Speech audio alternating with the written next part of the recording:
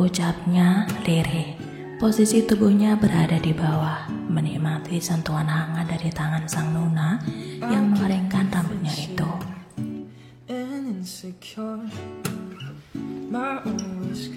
Nadanya kelewat kuku, YN bergemetar setiap menyentuh helai demi helai rambut sang suami.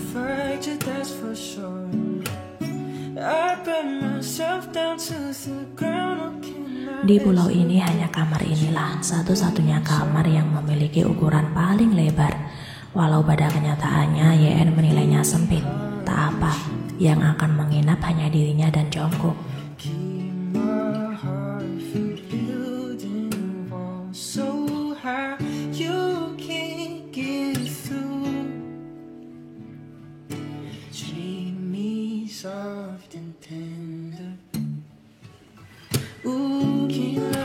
YN diam. Beberapa detik ia mencoba mencerna maksud perkataan Jungkook. Ruang yang ia punya suka sempit.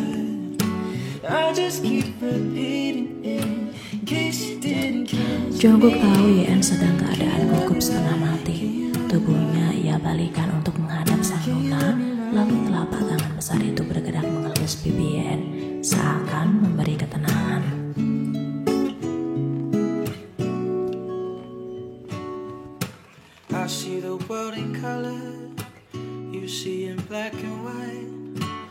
Jungkook tidak ingin terburu-buru.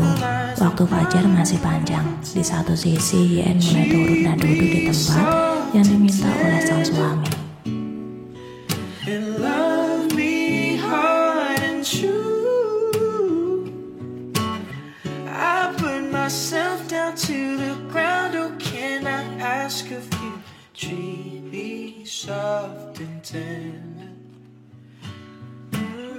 Can you love me like, can you love me like, can you love me like that? No.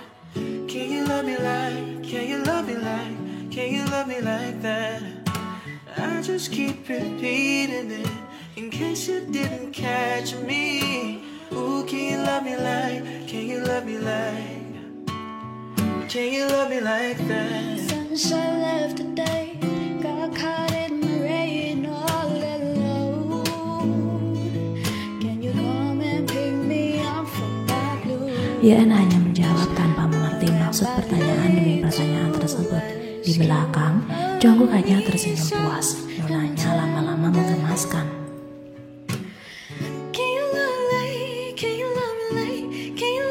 Jungkook semakin mengeratkan pelukan. Ketika tangannya mengelus punggung mungil YN, ia merasakan sesuatu yang mendadak.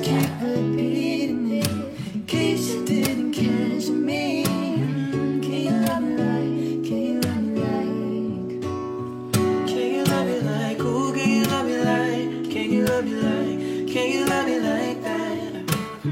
Can you love me like, can you love me like, can you love me like that? I just keep repeating it in case you didn't catch me. Ooh, can you love me like, can you love me like?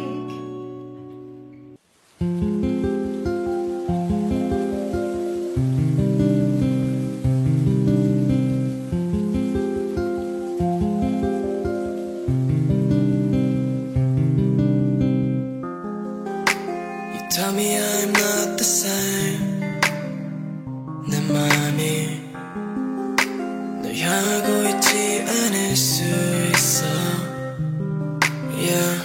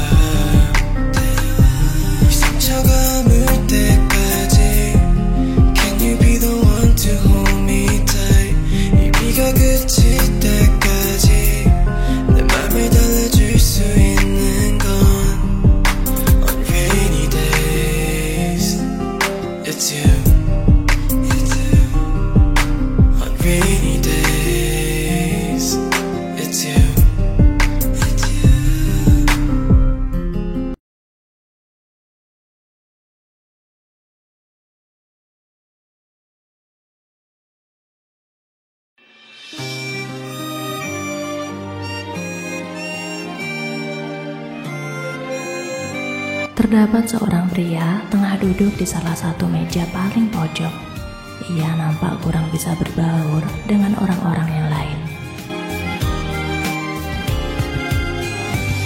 Beberapa yang lain terus berbisik dan menatap tak suka ke arahnya. Jimin nampak seperti manusia yang sombong, berbicara saja enggan. Begitulah pemikiran para napi di sana.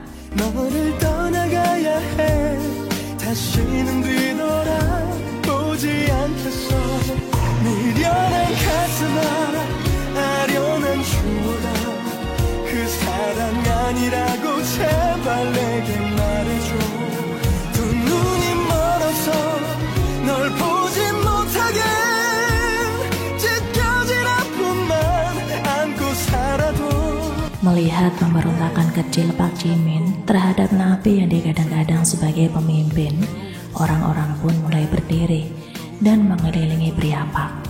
결국 그리워하며 내 눈 감는 날까지 널 보낸 오늘을 후회할 거야 미련 Jimin enggan meladeni. Pria itu memilih berdiri lalu meninggalkan mereka semua.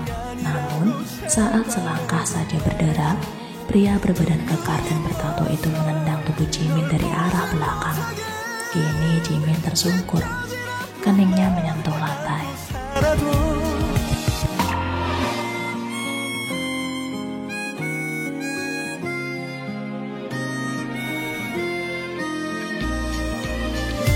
Jimin tidak mampu menjawab. Pasalnya beberapa teman orang tersebut menendangi kaki, tangan, bahkan perut, hingga berujung muntahan darah tidak dapat dihindari lagi.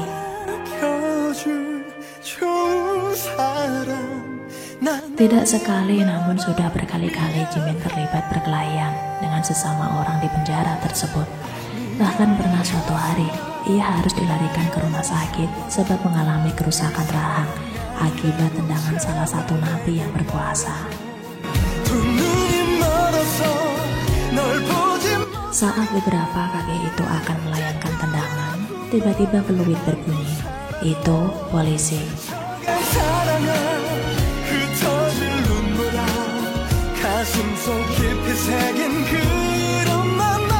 Orang-orang sontak berhenti. Lalu dengan sigap dua polisi yang datang tersebut membantu Pak Jimin untuk berdiri.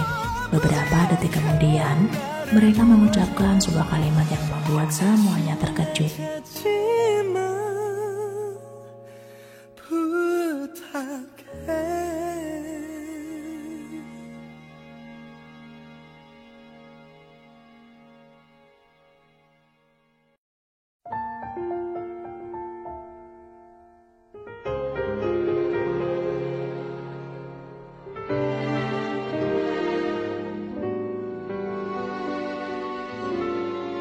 Tiba-tiba kaki pria itu melemas dan berakhir melutut.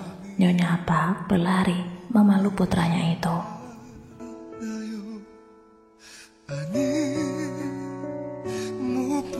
Di satu sisi, Jungkook merangkul sang istri seraya menyaksikan pemandangan yang kelewat haru tersebut. Seminggu yang lalu, Nyonya Pak dinyatakan sembuh dari penyakitnya. Walaupun sebejat apapun tingkahnya di masa lalu, beliau masihlah tetap oma angkat Jungkook, yang pada akhirnya membuat Jungkook terus tetap memperjuangkan kesembuhan Nyonya Pak.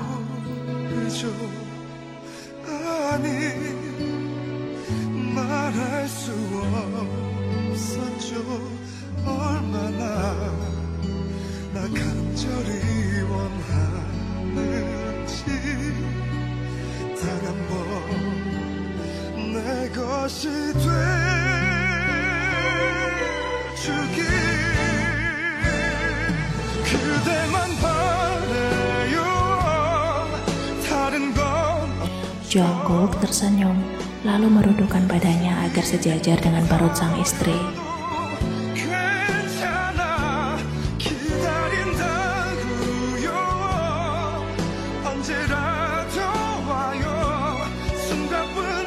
Ucapan itu terdengar begitu bergetar. Jungkook yang awalnya merunduk mulai membalikkan badannya.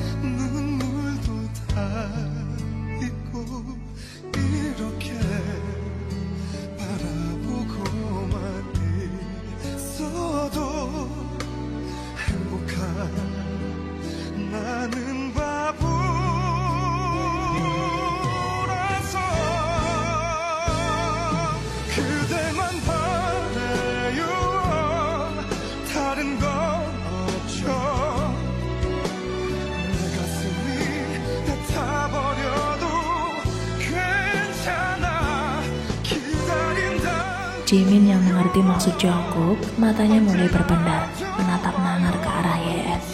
Pandangannya terfokus ke perut buncit yang sudah dipastikan usianya lebih dari 6 bulan.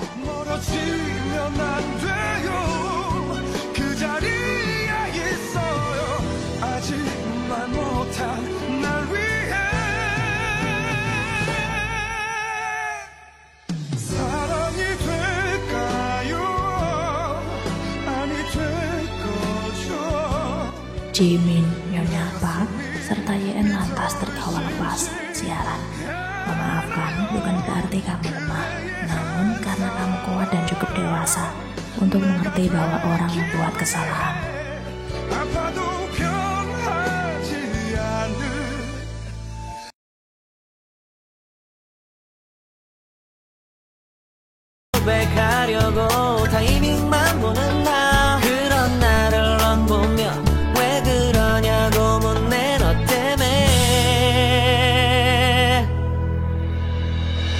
Ucap Yeon sendu seraya mendaratkan bokong di kursi yang tak jauh dari tempat Yeon berada. Wanita itu sangat sedih, inginnya bertemu sang suami dengan segera. Rindu. Tapi yang ditunggu tak kunjung ada kabar. Yeon menghentikan aktivitas sejenak lalu menghampiri Yeon.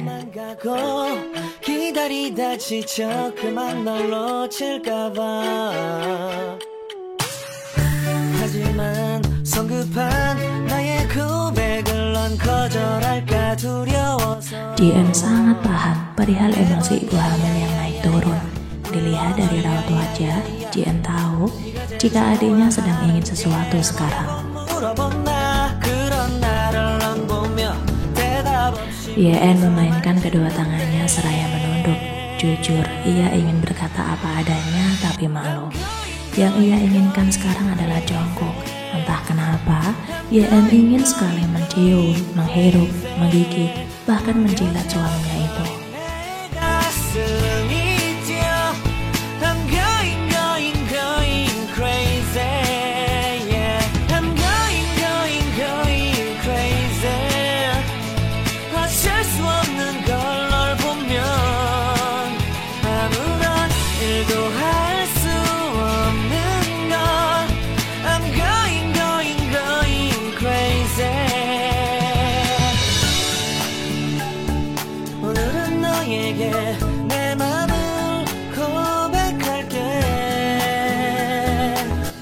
Di satu sisi, Jungkook disibukkan dengan rentetan alur yang tak bisa ia tinggalkan. Alur menjadi seorang pemimpin perusahaan ternyata membuatnya cukup kelimpungan. Ya, sejak 5 bulan yang lalu, namanya telah merajai headline di mana-mana. Sosok misterius tampan dan cerdas yang berhasil mengentas Jungkook dari ambang kebangkrutan.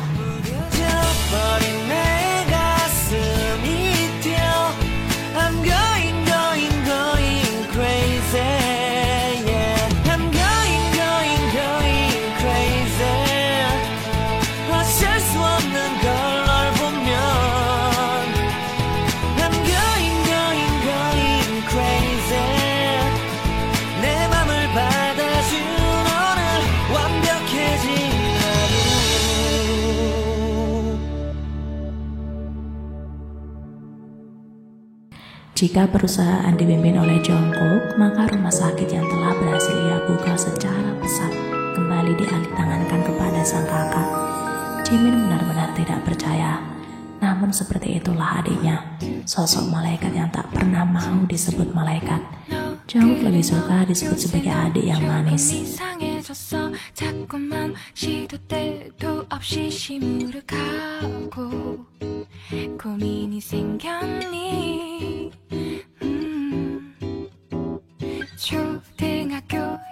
Taeyong sebagai rekan bisnis sekaligus sahabat menasehati, ia tidak ingin kesehatan temannya terganggu suatu saat nanti.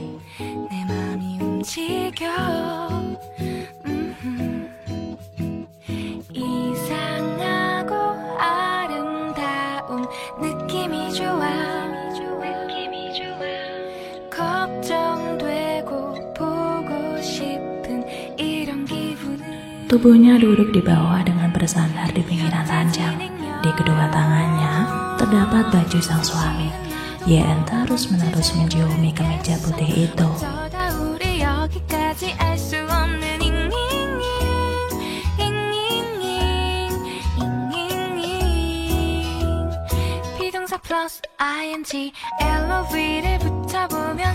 Entah kenapa, semenjak usia kandungan terhitung tua, Yeon semakin mudah menangis. Lebih parahnya, ia semakin sering memiliki pikiran negatif, terutama tentang Jungkook. Bahkan, saat tidur jika Jungkook dengan tidak sengaja tidur dengan posisi memunggunginya, maka Yeon akan menangis dan mengira suaminya sudah tidak cinta lagi. Sensitif sekali.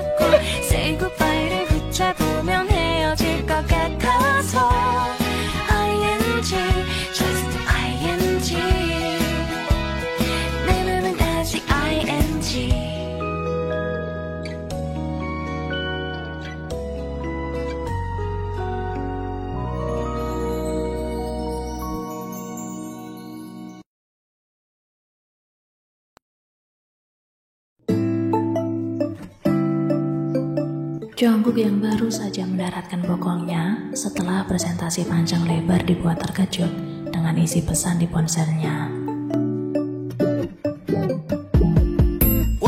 Pupilnya membulat saat tangannya masuk foto sang istri yang bisa dikatakan hampir.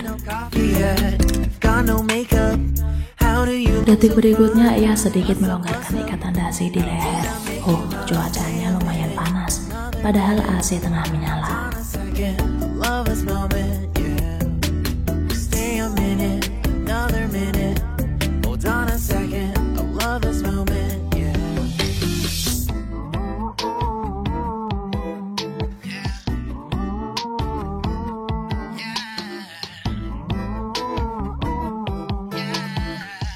Sontak semua orang berteriak secara serentak setelah mendengar ucapan nyeleneh sang bos.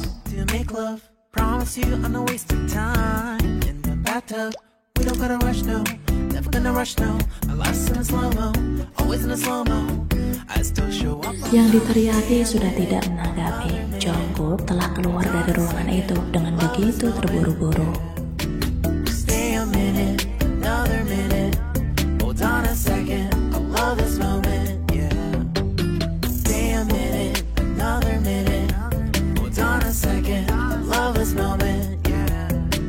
Pintunya sengaja Yeon kunci, masih marah. Sedangkan Jungkook hanya bisa menyaksikan keadaan istrinya yang saat ini total polos dari balik kaca besar kamar.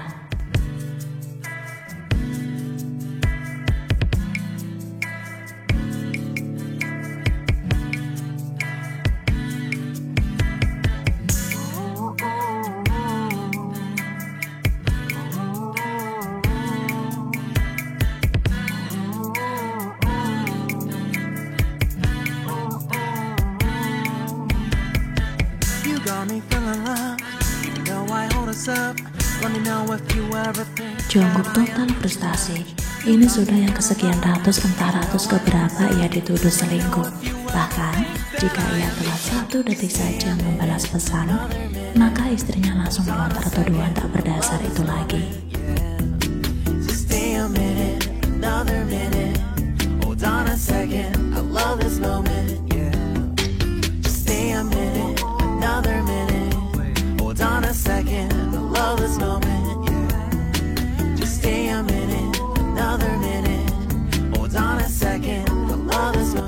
Jungkook mulai membuka sebuah laptop lalu menghubungkan panggilan video dengan seluruh orang yang saat ini tengah rapat di kantor.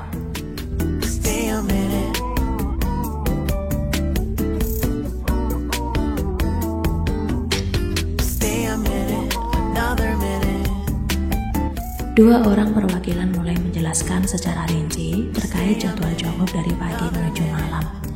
YN yang masih berbaring tanpa busana mulai menempatkan fungsi telinganya secara sempurna. Jungkook sengaja mengeraskan panggilan video tersebut. Another minute. Stay a minute. Another minute. Stay a minute. Kini YN yang ketakutan, takut sekali dimarahi. Perlahan ia mendaratkan langkah seraya menunduk takut untuk membuka pintu kamar.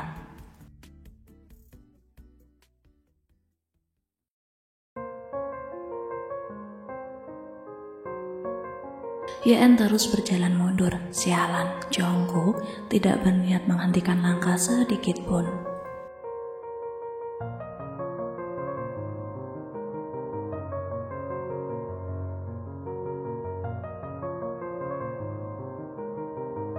Bagi YN saat tubuhnya telah terkunci dengan dinding yang membatasinya, sedangkan kedua tangan YN mencengkeram kuat, selimut yang kini menjadi satu-satunya penutup pada.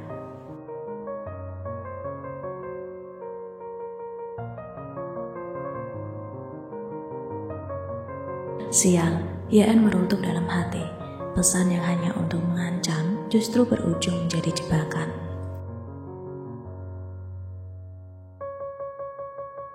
Jungkook mencetak senyuman miring, membuat seluruh bulu yang tumbuh pada seluruh pori-pori YN berdiri.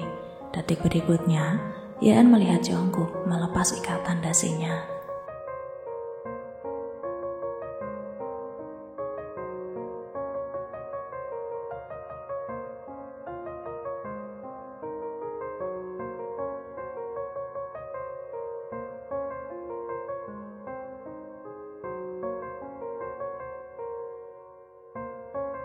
YN memberikan tangannya.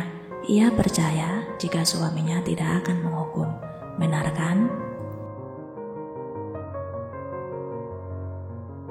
Namun sepertinya dugaannya salah. Kedua tangan YN justru diikat dengan lembut menggunakan dasi itu.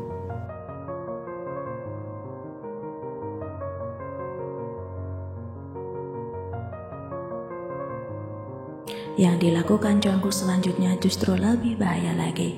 Jemari sialannya membuka pengait selimut dalam sekali jentikan jari. Kini, YN total polos.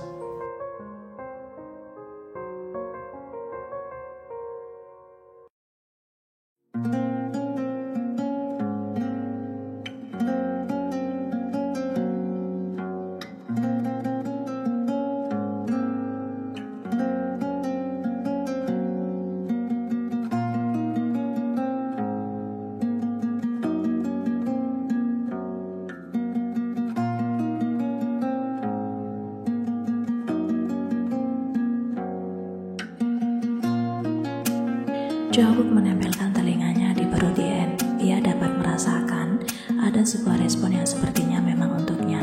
Dasar, buah jatuh tidak jauh dari pohonnya.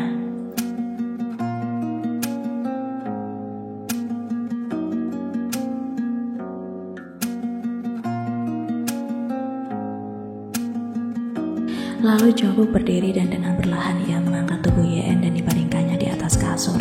Jungkook sangat hati-hati dalam melakukan tiap detail gerakan, mengingat YN telah memasuki hamil tua.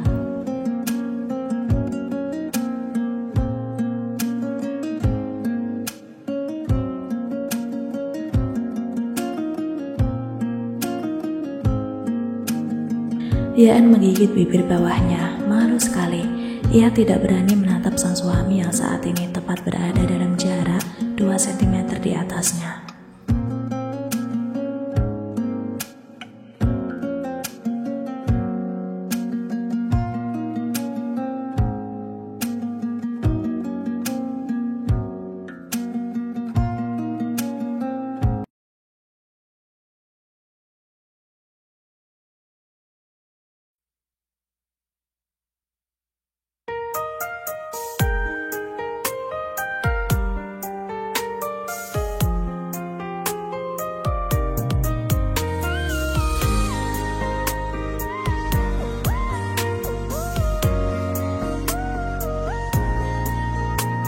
有一种微笑能驱赶所有坏心情，多想把你捧在我手心，柔软像棉花糖，想一口咬下去，让你侧脸靠在我胸前，侧耳倾听，勾勾手指头说好了不许耍赖皮，喜欢你身上的孩子气，最简单的承诺，直到下个世纪，相信口头约定不会是童言无忌。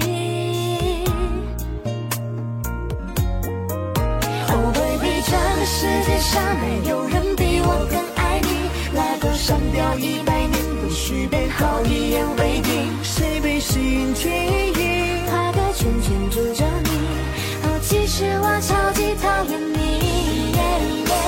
我的世界从此以后不能没有你，拉钩上吊100年，不许变好，一言为定。打了个喷嚏，其实我在想你，这种感觉就心有灵犀。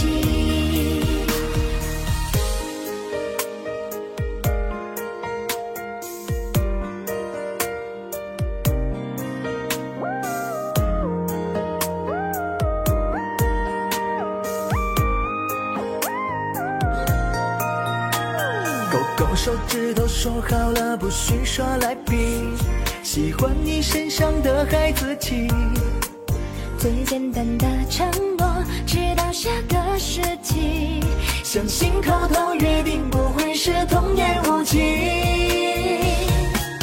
Oh baby， 这个世界上没有人比我更爱你，拉钩上吊100年，不许变好，一言为定。谁被心记忆，画个圈圈住着你，哦，其实我超级讨厌你。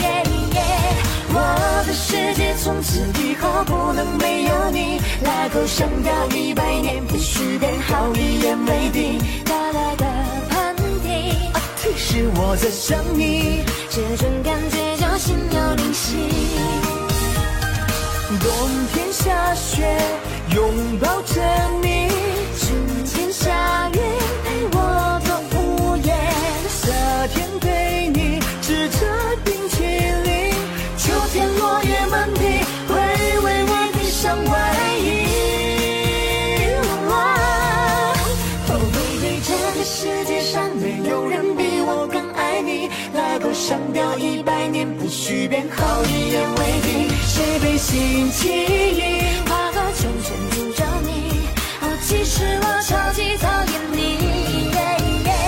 我的世界从此以后不能没有你，拉钩上吊100年，必须变好，一言为定。打了个喷嚏，其实我在想你，这种感觉叫心有灵犀，这一生与你纠缠不清。